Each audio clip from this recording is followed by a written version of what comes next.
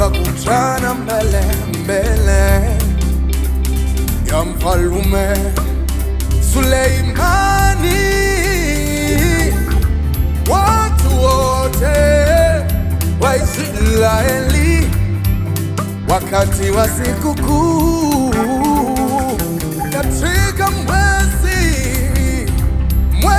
wa Ethanimu, ndio mwezi wa 7, wakalipandisha sanduku la Bwana na ile hema ya kukutania na vyombo vitakatifu vyote vilikuwa katika ile hema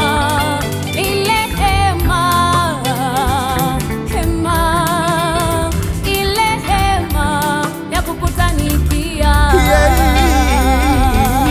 Wakakutana mbele ya mfalme Suleimani.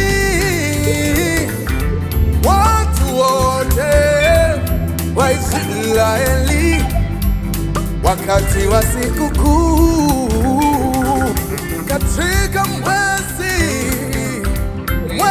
wa Ethanimu, ndio mwezi wa 7, wakalipandisha sanduku la Bwana na ile hema ya kukutania na vyombo vitakatifu vyote vilikuwa katika ile hema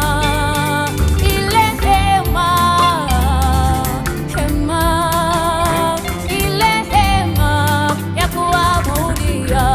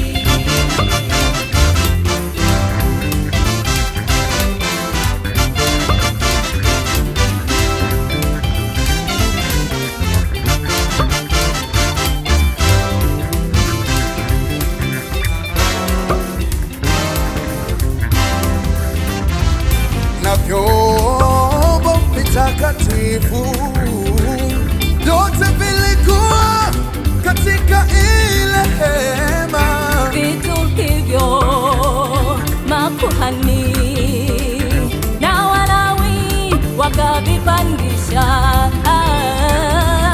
Mfalme Suleimani na mkutano wote waliokutana kwake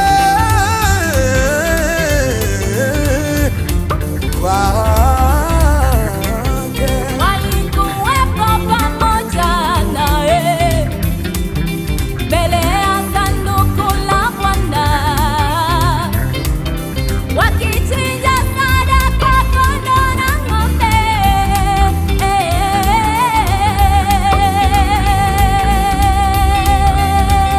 Wasioweza kuhesabiwa kwa kuwa idadi yao ilikuwa ni wengi mno.